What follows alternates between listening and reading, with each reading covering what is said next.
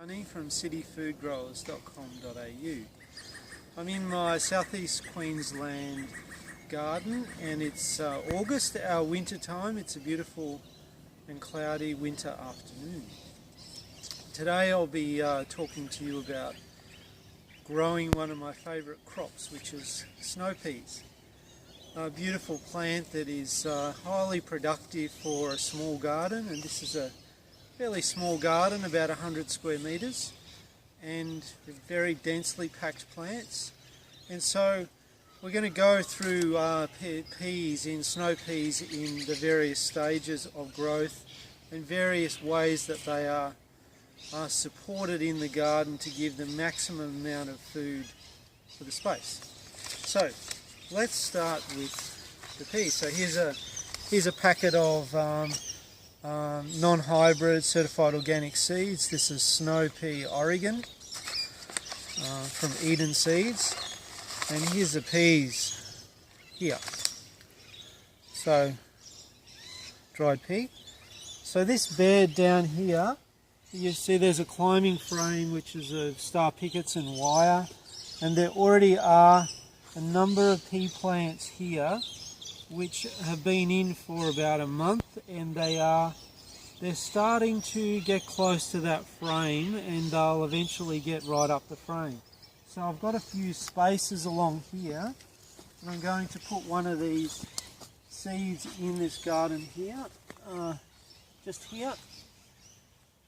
The soil here is quite nice. It's a very moist and sticky. So peas don't need super fertility in the soil. They need to have lots of moisture, preferably a little bit sandy to help with the flowering process.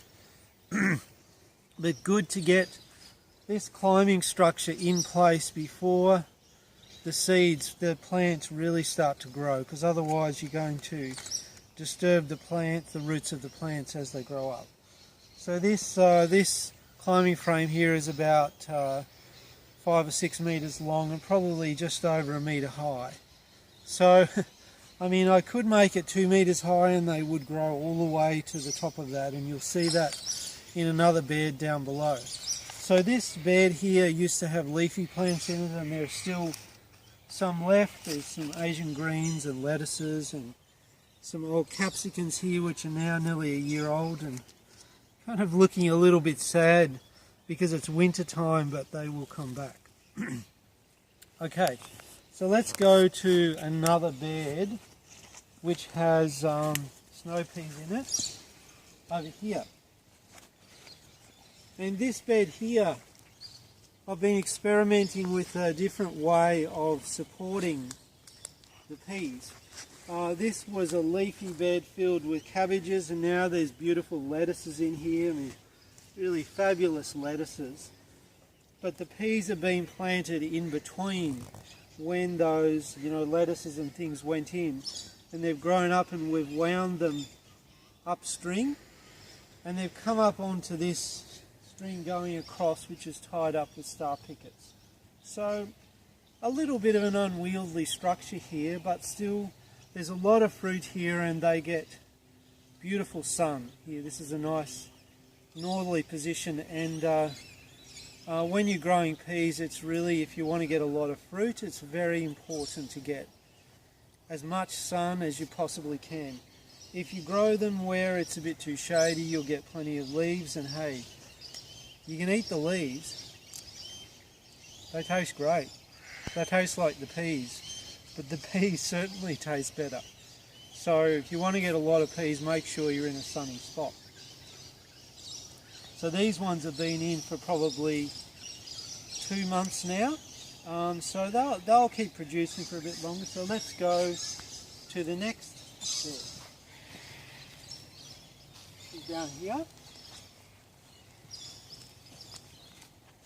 So these peas here, you'll see, are a much darker coloured leaf, and that's really because the plants are quite a bit older. These ones are about 3 months old, and they were planted in April. So they produced a lot of food so far, and they're getting a little bit close to their end point, but they're still, once we get close to the next full moon in a couple of weeks, there'll be a lot more flowers coming out, and you'll notice that with your peas and with a lot of flowering plants. The flowers tend to accelerate as you get closer to the full moon. Okay, so our next spot with the peas is down here.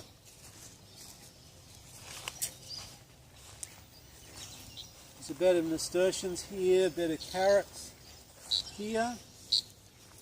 And down in this space here, which is our lower garden bed, we've managed to compact these beds really closely together.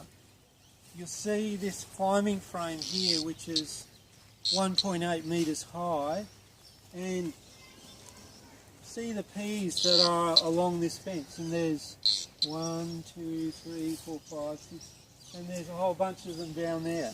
So these peas come up from the bottom, and they get really fat stalks as they go up, and they start to spread, and they will cover this whole wire.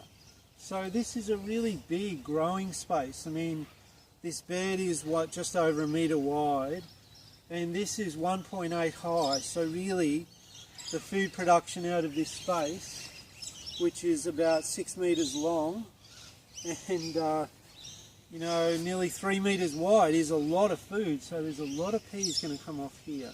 Beautiful and sunny, lots of air. You have to make sure when you grow peas to avoid mould, because they can get a bit mouldy if you water them in the evening, you know, and if it's humid. So it's better to try and keep the watering down at the base and not on the leaves. So always get your peas up well above the ground to get maximum food production. So beautiful plant, quite easy to grow.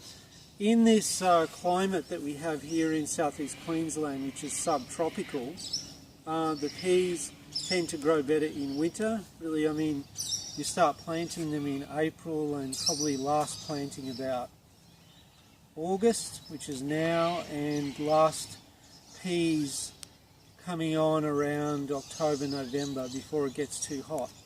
In a more temperate climate, they would you know, they would be more a spring to summer crop. So we're pretty lucky here. The peas tend to be our winter crops, and the beans tend to be our spring to summer or autumn to winter. So we can get the legume plants in for a long time here.